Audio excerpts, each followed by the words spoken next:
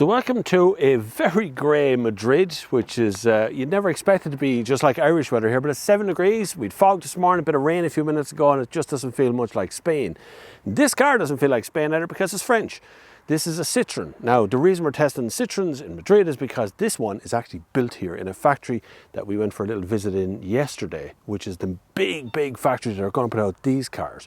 There's various versions of this car which are going to come in petrol and hybrid and electric, but we're not going to get the petrol or the hybrid. We're only going to bring the electric version, which is this one here with a 50 kilowatt hour battery, about 350 kilometers range. They say 370, I'm going to say more like 320. Even this morning, a little bit of cold, it really did affect the range on the car.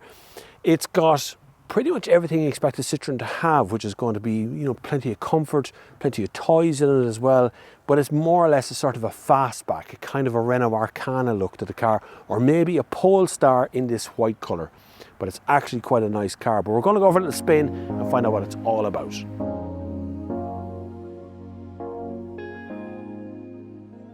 Citroen are betting that you will want to buy a battery-powered car over any of the wet fuels because they aren't even going to bring the petrol version of this car into the country, opting instead for the full BEV experience. That means that there's a long bonnet and a saloon shape on the car that probably isn't all that necessary. That said, Citroen claims 360 kilometers or 224 miles of beautiful Wltp range from the 50 kilowatt battery. It can charge at 100 kilowatts, which means you can squirt around the town with ease, and longer journeys can be done if you can find a charger capable of 100 kilowatts that isn't broken. So the problem I have with modern sat-navs, this included, is they're all fighting over your space. So Apple and Google all want their little bit of that screen as well, which means that including a sat-nav and everything else in the car, kind of today, in a Dacia sort of way, is sort of pointless, because I'm automatically, when I get this home, going to hook it up to wireless Apple CarPlay, or wireless Android Auto, or wired Android Auto, whichever one you want. And 99% of the time, I won't ever use that sat-nav that's in it. Which means when you're driving an electric car and you're setting a very long range drive, you have to use that because that's the only one that knows you're in an electric car. Apple CarPlay doesn't care whether you are or not. So finding charge points and working out range and stuff is a mix of several different maps. Now, I would use Waze at home most of the time for my driving, which does have the charge points, but there's no idea how much the car is charged by. So you're going to have to work all that out in between.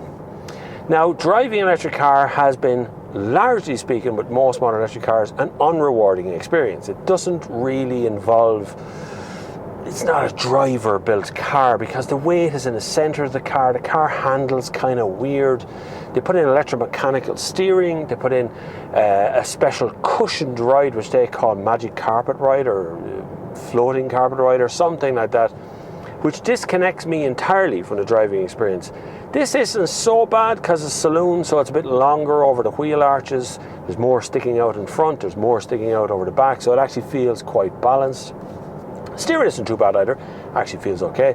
Efficiency wise, this is a 50 kilowatt battery. They say it's close to 370 range, but actually it's closer to 300 range. What we got this morning, 300 to 330 on a cold morning like this. 19.1 kilowatt hours has the bestest what I've seen on the screen there this morning, and that, by anyone's measure, is not efficient. Efficiency is below 15, really efficient is below 10. That's really where you want to be, and very few cars get that kind of range.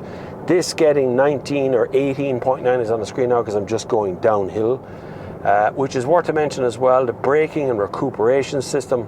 It's not one pedal driving, even with B engaged here, it's not really one pedal driving. When you take your foot off, you can feel the resistance, but it's not much resistance. Citroen, you need to address that one because one pedal driving is the future of driving cars. I guarantee it. When you've done it once, we've used it for a while, one pedal driving is all you want to do in the future. Suspension, completely comfort. As I would expect from a Citroen, I would expect pure comfort, and that's exactly what I've gotten from this car. It really is very comfortable. Heads-up display is okay. Doesn't really get in the way of what you're doing. It's on a glass plate in front of me.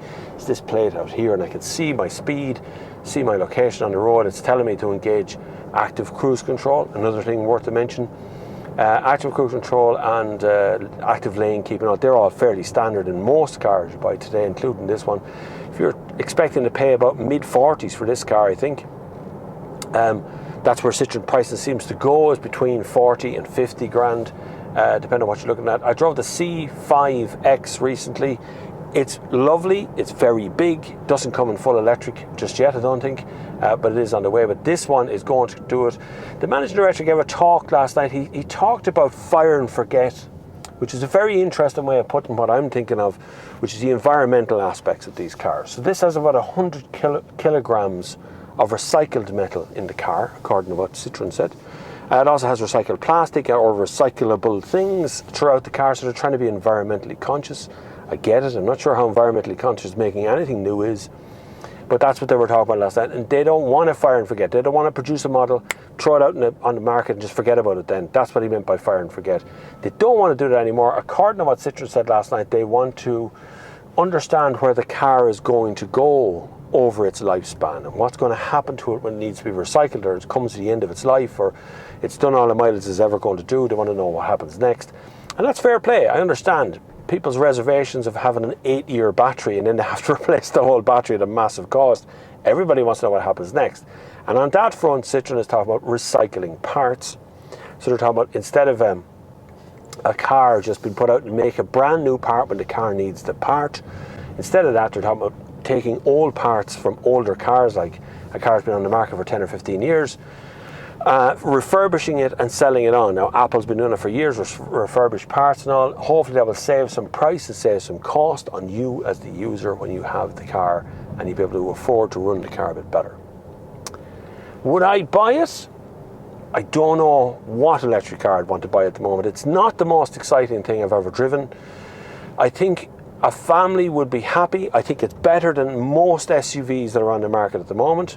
I think SUV is a very bad name for itself right now. I think the suspension is brilliant.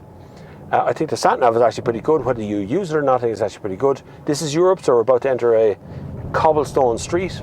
We're in just outside Madrid. We're going from tarmac to cobblestone, and it's totally comfortable in here. Not much extra noise either. It is not an amazing car, but it's actually nice to see a car company that really is progressing into the recyclable, the end-of-life systems, what happens at the end of the life of the car. I get that. This one will come with a heat pump as standard, is what we're taught last night.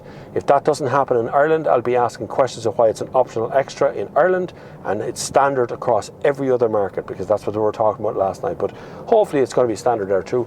Heat pump does give you a little bit of extra range. That's really all it does. It's not a remarkable magic bullet or anything, but it does give you a bit of extra range.